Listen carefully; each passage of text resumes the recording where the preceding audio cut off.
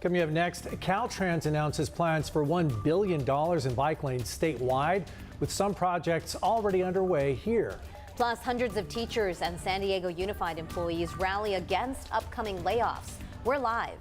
And viral photos claiming to show the Border Patrol dumping alligators into the Rio Grande in Texas, we verify. Meet the fishing principal who wanted to spend quality time with his students, and they took the bait. Coming up in the Zeppeli Zone.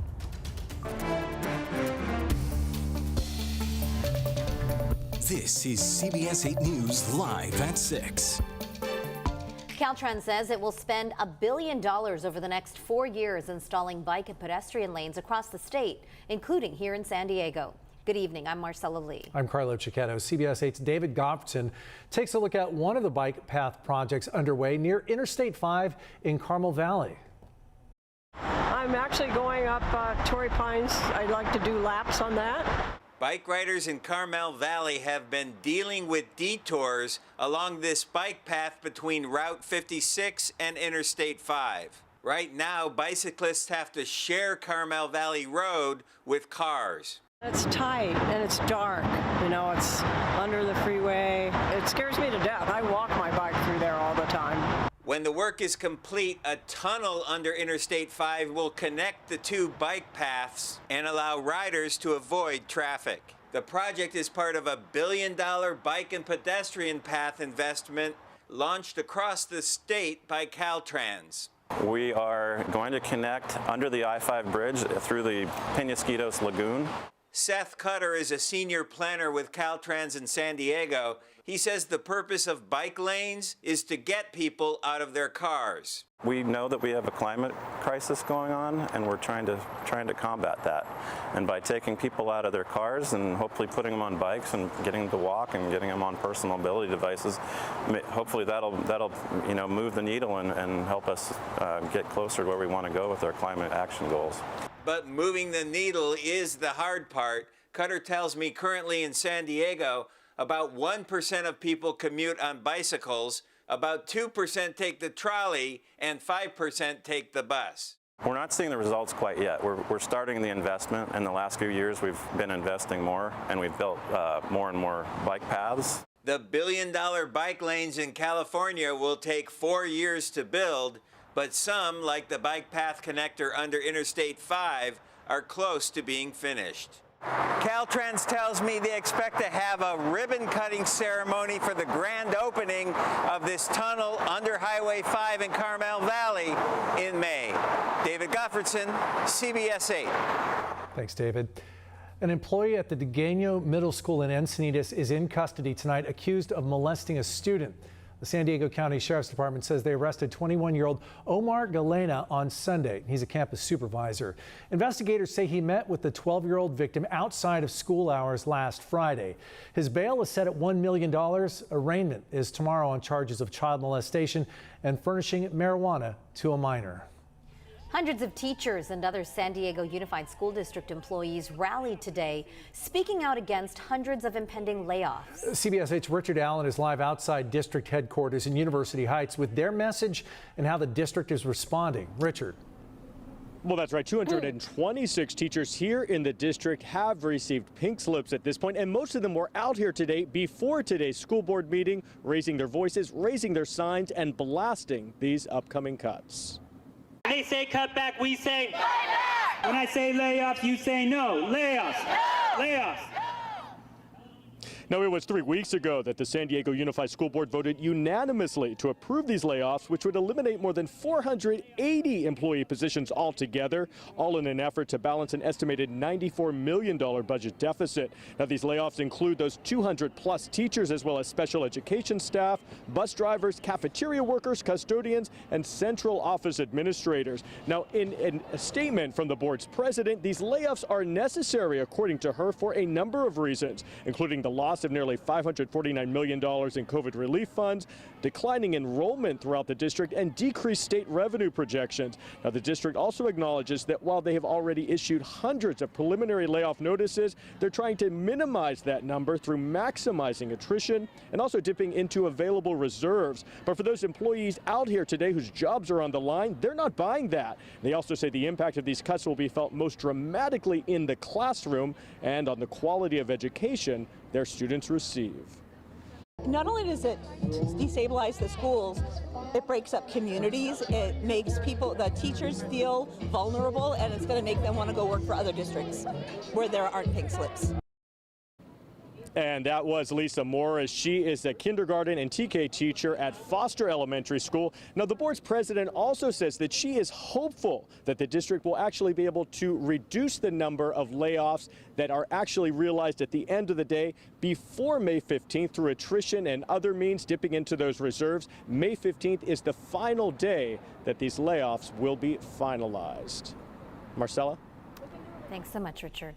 There is a wave of frustration at beaches in the city of San Diego. Dozens of business owners hired to set up parties on the sand say they're about to lose their livelihoods. As CBS 8's Steve Price tells us, the city says it will start enforcing a law that bans private businesses from organizing events. The affected businesses say they are providing a valuable service for both locals and tourists by creating memorable moments out on the sand. But others disagree, saying they're using public space for profit and they're a nuisance, and they applaud the city's efforts to shut them down. From the pictures on their website, it's clear Blue Light Bonfires has been setting up some pretty awesome experiences on our local beaches, but their propane fire pit business is about to run out of gas. By banning the use of professional services like ours, you're keeping our community from enjoying a beach bonfire experience. The city of San Diego says it will no longer allow private companies to set up not only bonfires, but also picnics, corporate events, and other similar activities on city beaches. The city says the crackdown follows complaints from beachgoers and people living near the beach who say the events are loud and take away space meant for everyone to share. Why do they get to profit off of everyone else's public space? What entitles them to that right? Andrea Schlageter supports the city's position. The Ocean Beach resident says these vendors take away money from other businesses that are paying fees to support community safety, beautification, and sidewalk cleaning. Lifeguards also support the ban, telling CBS 8 unregulated commercial activity on the sand takes up public space, negatively affects the beach, and creates a distraction for lifeguards. Lifeguard resources must be dedicated to public safety and water observation. We make beach cleanups fun. Gregor Cafaro owns Purpose First Beach Cleanup, which organizes beach cleanups the first Saturday of every month and provides all the materials to make the event safe. But he says this crackdown will make continuing cost prohibitive. Taxing us per volunteer, basically charging our organization to clean the beach, I feel is very wrong. The businesses were hoping the city would create a permitting process to let them continue, but the city says these activities have always been illegal under the municipal code, and now they are simply enforcing the rules already in place. Although these events can no longer take place on the sand, the city will still allow them at 9 designated parks along the shoreline.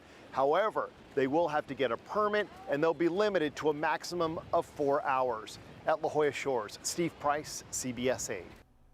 Thanks, Steve.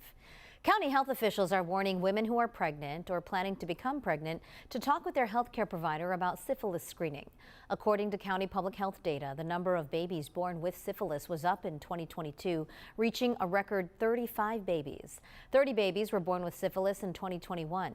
Syphilis can be spread through sexual contact or from a mother to a baby during pregnancy. Resources for testing are available at county public health centers.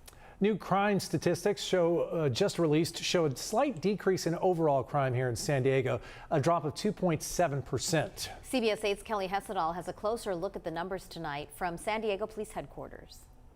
Well, big picture, crime is down overall across the city. San Diego continues to be one of the safest large cities in the country. Police Chief David Nislight said this today. We still are one of the lowest staffed police departments in the nation, but then you look at the crime stats, you look at our solvability rates, some of the best in the nation. You look at our crime per 1,000 residents at 4.4. There's not a city in the top 10 that even comes close to matching that. So violent crime is down in San Diego, which follows a trend nationwide. The one glaring area where crime is up in our city is hate crimes. There was a 73% increase last year. There were also increases in drug violations, vehicle theft, and aggravated assault. So all of this is big picture stuff, but when you break it down by neighborhood, you get a different snapshot in some areas. They released a new crime dashboard tool that allows you to see how things are going in your neighborhood. So for example, you look at Gaslamp and see crime is up across the board. That includes violent crime, property crime, crimes against society, such as drug violations, prostitution. North Park is seeing some increases. La Jolla is too. When I asked the chief about that, he says some of those increases are because they're using a new system called National Incident-Based Reporting System, or NIBRS, and that has new crime categories, including one for simple assault. Anytime you have entertainment districts such as Gaslamp, such as the beach, you're going to see those simple assaults. Those are coming a lot from the nightclubs and bars. So again, we will see hotspots.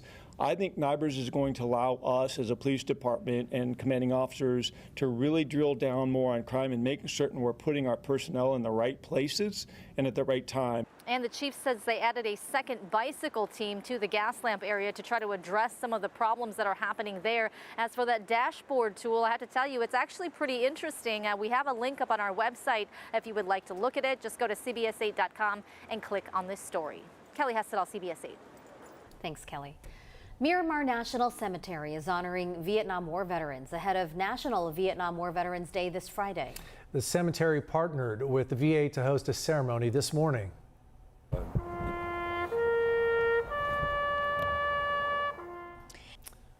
More than a dozen people attended. Veterans we talked to at today's event says events like this are important because of the tumultuous reception they received coming home from the controversial war. The ceremony lasted about 30 minutes. Nice to see them honored. Still ahead tonight, the search and rescue operation is suspended in Baltimore following a bridge collapse. Plus, we're learning new details about the state's first deadly mountain lion attack in 20 years. We're seeing plenty of sunshine out there, also talking about some big poofy clouds and still talking about a big poofy wig. We'll get to all those details coming up. And up next, fire investigators are trying to determine what caused an affordable housing development to go up in flames.